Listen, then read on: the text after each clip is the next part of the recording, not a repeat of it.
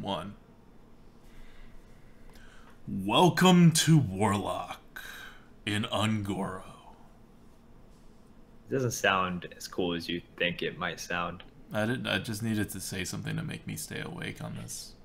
Okay, great. We're doing Warlock, the class that, until sort of very recently was a mid-class at best. And then when MSG came out, suddenly Warlocks were dominant, right? They shaped the meta for quite a long time. And they, Abyssal Enforcer, Blast Crystal Potions, everything, like they just really powerful spells, really powerful minions with initiative. Basically the #1 class for a long time, and then 7.1 hit, and Warlocks were still good. Still very good. Yeah, still very good. Top class, one of the top classes. One of the top classes, but they lost their sort of crown as like the almost undisputed king of the arena, right? So we're gonna look at the cards that are being offered on Ungoro. It's kind of weird because I don't really associate dinosaurs with Warlocks, but Tar, man. Tar. Yeah, how did that become a thing? Tar. How did it become an elemental? I don't care that it became a thing. It's tar and dinosaurs, fine. But how the hell is it an elemental? Alright, let's just start this off with... This is like the best card we've actually looked at that's either a common or a rare for any of the classes. One of the things I keep wanting to highlight and I keep not getting a good chance to is like, okay, look at Shaman, right? All these cards before we get to Volcano. All these cards. These are all cards that are better than Volcano. There are so many cards better than Volcano. You go to Mage. What's the top card? Okay, Mage is actually getting pretty good cards. But still, nothing over 140. Right? Your premium cards, your Flame Strikes, your Twilight Flame Cloud, Firelance Portal, Fireball, you only get it in Meteor, which is an epic card, and you don't see it as often. Right? You look at Priest. We drop free from Amber, so all they have is Crystalline Oracle, which is one of their premium cards. So it's the only one that has a premium card, but it's like a 1-mana 1/1, right? Like, yes, it's a premium card, so its power level is there, but it doesn't define anything. Like, nothing's happening there. With Warlock, who traditionally do not have good cards, right? Like, the thing with Warlock is that they've always had crappy cards to make up for the fact they have an insane firepower, and Imp Gang Boss is gone. So their cards are even more crappy. So PO is gone. Yeah. PO is also gone. So their like top power cards took a heavy hit. So you have an Abyssal Enforcer, which is still halved offering rate. So you're like never gonna see this thing anymore because it's a minion and it has halved offering rate. So like to the extent that you don't see Flame Strikes in the arena anymore, which you don't, you're gonna see like even less of Abyssal Enforcers. Never play around it. You still have Shadow Flame, which is nice, but then the very next card, the third best card right now in Warlock, is going to be a Tar Lurker, which is pretty insane. So is it as good as Imp Gang Boss? No, but it's trying to fill its shoes. And this is really setting the stage for Warlock here. It's a 5-mana 1/7 with +3 attack during the opponent's turn and taunt. So it's a 5-mana 4/7 with taunt, but you don't get to like do stuff with it. You get to like hit his face for 1 damage. One thing I want to highlight though is that it is an elemental. So Warlocks have an elemental. This is a real thing, and it will mean that your neutral elementals get like a slight buff in terms of your ability to trigger them. Even though it is 5 mana, it's a little awkward, but it is a thing, and it's rated this high because it's just a really big thing that taunts, right? Like it's Warlock. Really big things that taunt are really good for Warlock. So I think that's a great description of Tar Lurker. This is where I chime in and say the next card, we actually did not input it into here. What? It is not here. Feeding Time. It's here. I do not see it. I'm literally, I just clicked it. And it is not the next card. The next card is Corrupting Mist. Right. So, but they're like basically the same rated. They're basically the same. So, okay. Do you want to talk about Feeding Time? Because you seem really focused on it. Yeah, dude, I love Feeding Time, man. I mean, I'm actually hungry, so I actually do want Feeding Time. I was like, why are you so focused on Feeding Time? I was like, man, Feeding Time, that sounds pretty good right now. Yeah, also, I just misclicked. It's going to be a long night. It's almost okay. Anyways, Feeding Time. 119 on the tier list. It is a 5-mana spell. Do 3 damage to a minion. summon 3/1/1 Pterodactyls. So it's the middle ground of the implosion with no actual demons and costing 1 mana more. Right. So look, costing 1 mana more, it matters. It definitely matters, right? But at the same time, Implosion was sickeningly good. The only thing holding it back was the fact that if you roll 2 damage, you lose the game sometimes. Yes, because you sometimes just need to deal 3 damage. Right. And as an infinite player, you don't want to say, like... Yes, I lose the game a third of the time. Right. That's really bad for you. Yeah. You do not want that. So look, Feeding Time is going to be good. It's a good card. It's above average. It's rated about the same as Shadow Bolt. Right. It doesn't exactly do enough, but yeah, it's initiative. It's initiative. You want initiative. So here's the thing. And this is why we're so down on Priest, right? Because we said like Shaman cards suck in Ungoro. But I'm kind of higher on Shaman than Priest in terms of like the card stuff, because Shaman has 1 card that deals damage. It's not even a good spell. It deals 4 damage and it heals you, but it means they have responses. In a threat and response meta, they have responses. Feeding Time's a response. Yep. That's all you need Feeding Time to be. Yep. So yeah, so like it's fine. Like it may look like it's horribly like overcosted, but it's a response, and it gets rated as a response, and it does its thing. Anyways, one more response. This one's crazy. Corrupting Mist. Oh, by the way, if you're looking at corruption here at 137, that's a mistake. It's a bug in the system. It's going to be way down. It's going to be like 115 or something. It's getting raised compared to where it is right now, but it's not that huge. But Corrupting Mist is like corruption, but like on everything. And only for 1 more mana. Like, how crazy is that? Right? Like, imagine you had deal 3 damage to everything for 3 mana. Because 2 mana deals 3 damage, right? Like, so just for 1 more mana, you deal that much. Like, it's a crazy thing. This is, like, super undercosted. The problem, of course, is if your opponent has a lot of minions that you actually want to corrupt, you have to, like, play stuff after you play this 2 mana. You don't just corrupt and do nothing. No, because health is very important for you, right? So, and I know a lot of people are still under the mindset, it's like, dude, Corruption is a bad card. It's like, no, first of all, Corruption is actually a good card. We've historically thought of Corruption as like a bad card. That is just one of those things in which... You know how we used to think that Naturalize was unplayable? Oh my god, now it's like the best Druid card in the game. Yeah. Yeah. Yeah. Well, yeah. It was the best Druid card in the game. Now it's like one of the good Druid cards. Because we're right, no right. longer I'm not in the actually... MSG meta. Yeah, yeah. But so something like Corruption or Corrupting Mist, you can think of it as a very cheap... First of all, something I hear a lot is like, oh, if your head on the board doesn't do anything. So, well, if your head on the board, I think you're happy enough with a card. And remember, you're Druid. I mean, sorry, you're Warlock. You're Druid. You're Druid. You're undead. You renounce darkness and become a Druid. I don't know.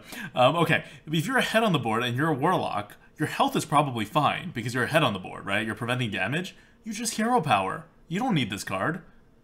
Dead cards don't matter to you. You're a Warlock. Yeah. Yeah. Sorry, I just wanted to chime in to say that you're a Druid. You're a Druid! You're a Druid, Harry. But yeah, Corrupting Mist and Corruption, lots of times it sort of forces them to trade into your stuff if you have stuff. Otherwise, it's 2 mana to deal, like, what, 3, 4, 5 damage plus? Yeah. That's because when they trade into your stuff, they can't get good trades anymore. Everything dies. Oh, yeah, everything dies. So yeah, it is quite good. And yes, it's awkward, but you have to balance it out with the times in which it just gets super value, right? Like, think about it in terms of not just that it's going to deal a couple damage and finish off stuff, but it's also going to save you so much face damage. So much face damage. Yeah. So, take it. Yeah. And for people who think it's like... So there's 2 kinds of people, right? Some people think it's ridiculously OP. Some people think it's like unplayable. It's not ridiculously OP because they can still hit your face. Like, it doesn't actually do anything. It gives your opponent full, what to do with it, and you do have to play other stuff, so you're not actually getting a ton of card advantage. But it's also not, like, anywhere near useless. It is a good card, just because you actually play it and then drop a bunch of minions and let him kill your board. Yep. Alright. Next card is... Cruel Dinomancer. Ooh, sounds cruel. Yes. So, next we have Cruel Dinomancer.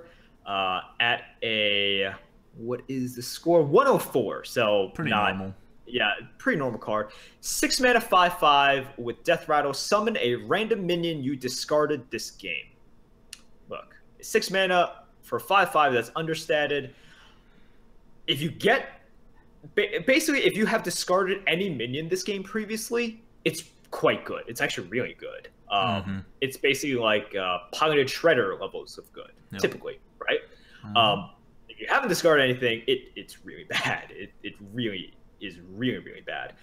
It definitely is helped by the fact that we have a couple, or like, at least one card that helps you with the discard mechanism. Yep. Right. And we'll talk about all other cards get more offering bonuses too. Like every card gets like 10% more seen, or like 5% more seen or something, just because they're removing some cards from the meta. So your Soulfire, which again is one of your like top cards, even though I can't find it here. There we go, 129. It's one of your top cards, Soulfire. Doomguard is one of your top cards at 130. Like Warlock has a whole bunch of cards around the 130, 129 area. And so you have pretty good chances of getting some like nice discard stuff going on. Right. And that's why Cruel Dinomancer is a card that is even like up there.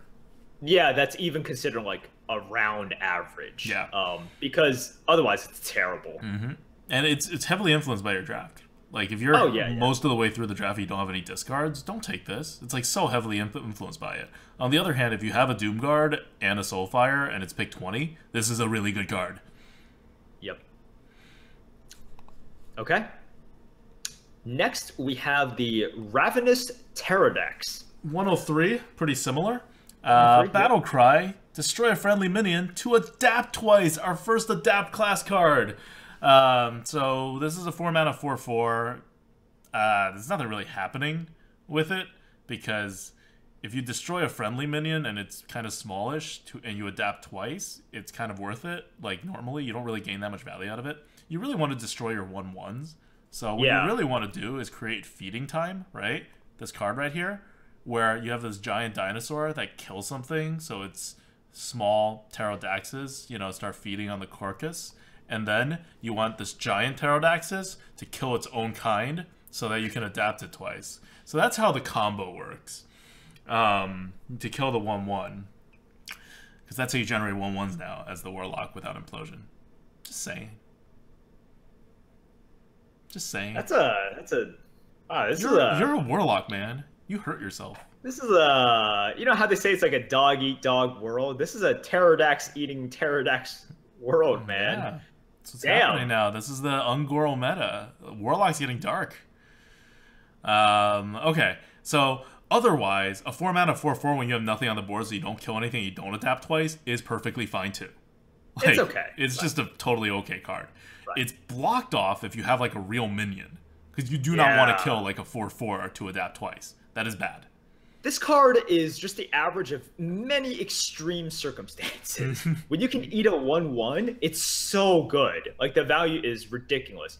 The amount of times in which you eat like a normal minion, like if you eat like a 2/3 or something, right? Or a 3/3, it's already getting like a 3/3 is definitely bad. A 2/3 is already very iffy. Eating a 2/2, I would say, is still net positive value.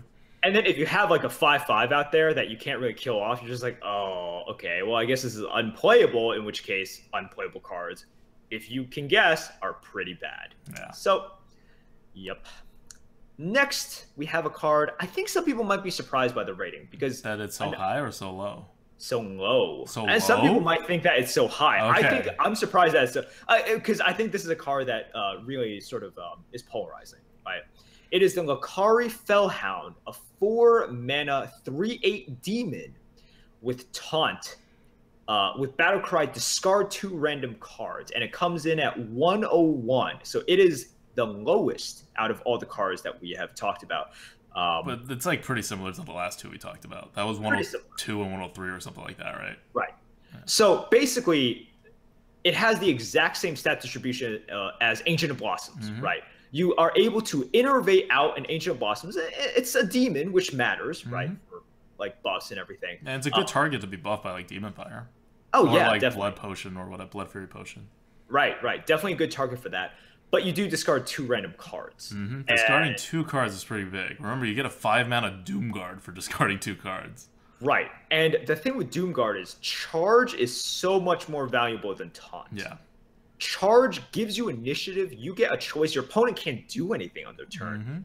Taunt, even though it does affect the board, and like we said, you know, like taunt, you should play it in a skillful fashion. You're still at the mercy of your opponent, right? Yeah. And yes, there's going to be those great times in which you play this as just the cheap range of blossoms because you have nothing in your hand. But sometimes if you have this on like turn 4 and you're counting on this as a 4-drop, you're committing a ton of your resources into this. Yep, because you're going to have to anti-tempo very soon because you have no cards to play. You're going to have to use 2 mana. It's not your health. You don't care about your health when you have 8 mana taunt. But you're going to have to use 2 mana on like turn 5 and play a 3-drop. That's the cost. Yeah. Right? It's not like you have to make up for these 2 discarded cards at some point just to stay tempo-wise. Yeah.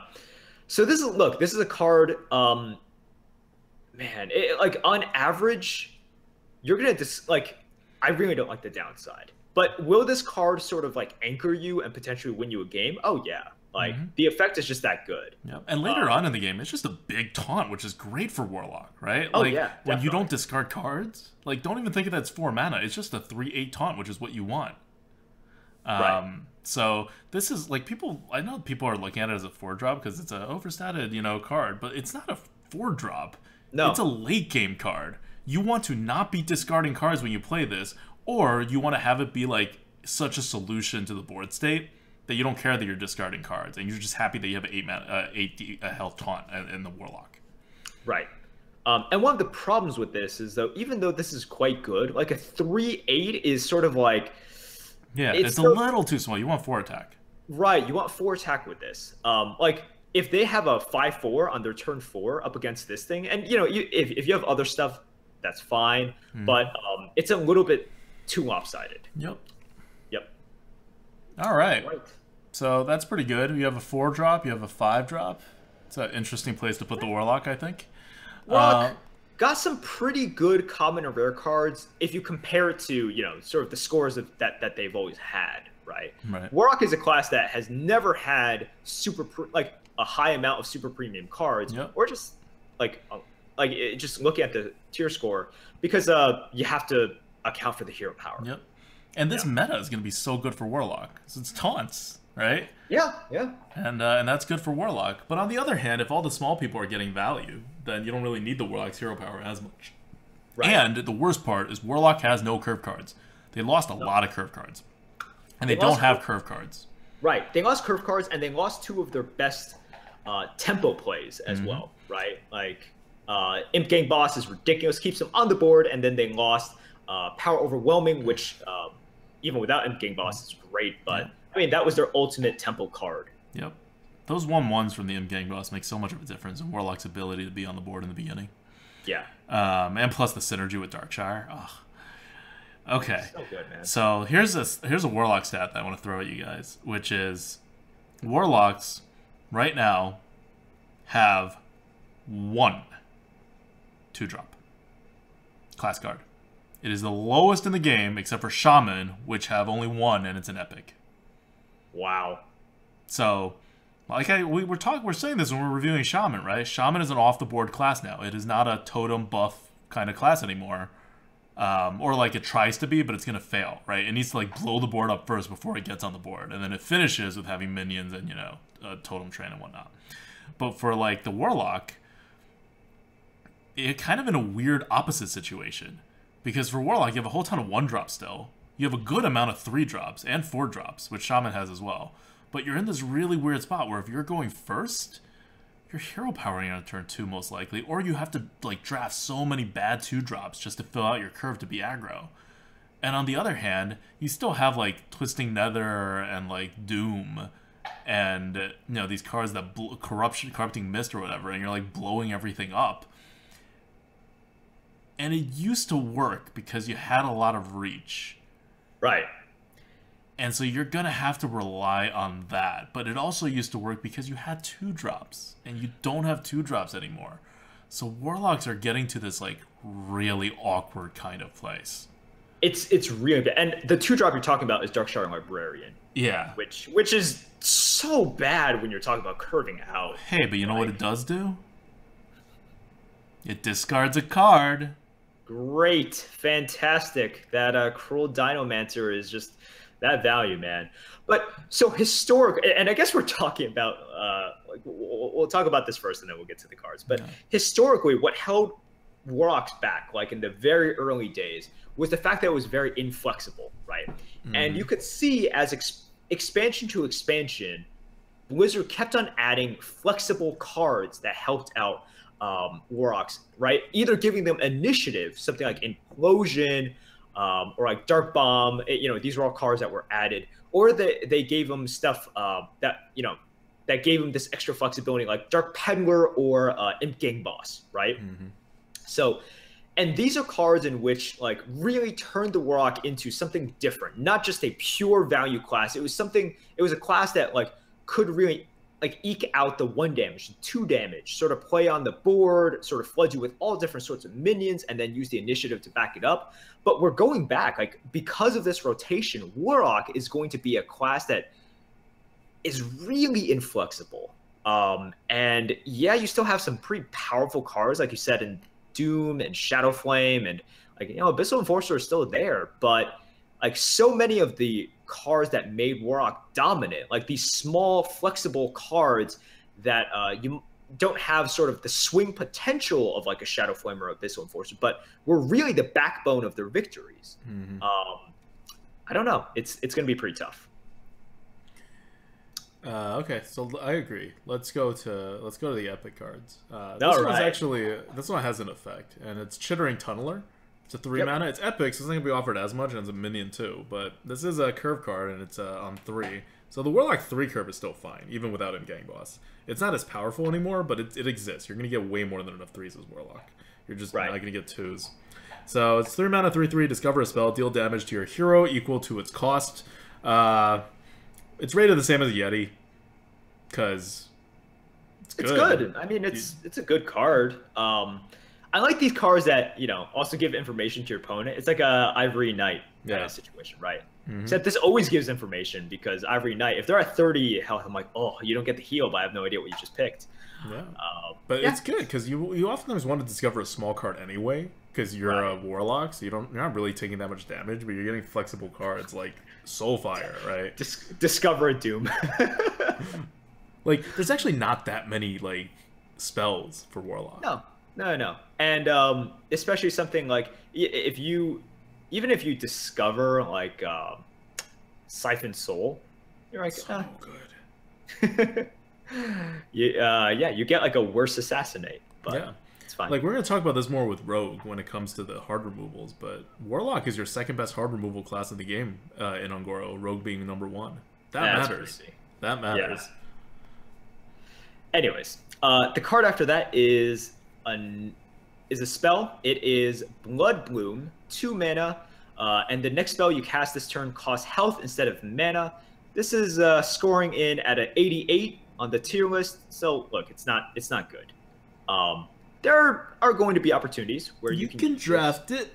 Yeah, you can potentially draft it. It's not good. It's not a good card in any sense. But it's going to be very deck dependent. Look, sometimes you just want to play Doom on turn 6, okay? No, I mean, yeah. That's what it's used for. Seriously, like, because you're going to take that much face damage anyways. Yeah. So in those situations, sure. But this is also one of those that's extremely draft dependent, and on average, though, like, still, it is quite bad, and you guys can see how it's bad. Yep. Like, you're basically, like, if you're ever playing this, you're trying to use it to prevent loss of face damage. So you're using it, and you have to think, how much face damage can I prevent by using this? And when the answer is significantly positive, then you play it. Right, because it'll just be like heal. Like if you're like paying 2 mana to like, use a card and heal for like 5 or 6, you take that as a Warlock. Yeah, you're ramping. This is like a ramp card. Right. So you're healing for that much, and you're doing something to ensure, like, you're ensuring the removal, or you're ensuring whatever you want to do. So, yep. And finally, the legendary for Warlock is a Clutch Mutter Zavas. Whenever you discard this, so you have to discard this particular card, give a +2/+2 and return it to your hand. It's otherwise a 2-mana 2/2. It's a 91. It's not a good card. This trigger is hard to pull off, but if you do pull it off, it's not like that useful even, because then you just have a 2-mana 4/4 in the late game. Like, what's... Like, unless you get it really in the early game, it's just not a big thing. The only reason it's not lower is because 2-mana 2/2s aren't that bad in Warlock. No. What's our standard 2-mana 2/2? Do we still have one of those? I don't think we have a standard one anymore, because Frostwolf Grunt taunts. So yes, that's weird for Warlock. Yeah. But you can see this, right? It's like, it's down here. It's one of the lowest 2-drops. It's the same score as a Duskboar for Warlock. It's only up there because Warlocks need friggin' 2-drops. Yeah, makes sense. Alright, so that's Warlock. We've already talked enough about Warlock, so there's no need to go over that again. And we'll see you with Warrior next, which is the final class with an elemental in it. Ooh.